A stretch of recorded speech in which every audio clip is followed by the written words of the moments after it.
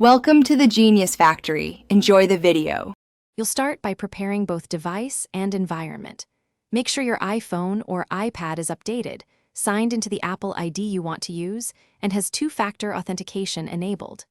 Plug the Homepod into power and position it near your Wi-Fi router, but away from heavy interference. Once done, unlock your iPhone and hold it next to the Homepod. The Home app will automatically present the setup card.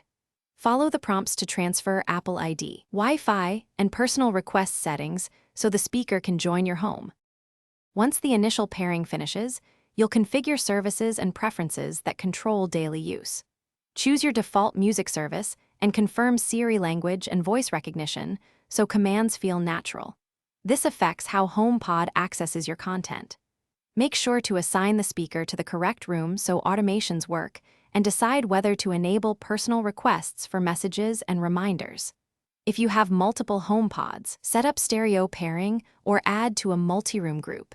Finally, run the audio calibration if prompted to opt. You're almost done. Verify everything works by testing Siri, playing music, making a call, and using intercom so you experience typical tasks.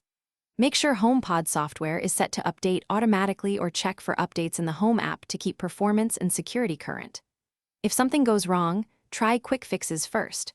Restart the HomePod and your iPhone, confirm Wi-Fi credentials, then reset the HomePod if necessary and attempt setup again. One key tip: a full reset clears pairing errors more reliably than repeated partial fixes.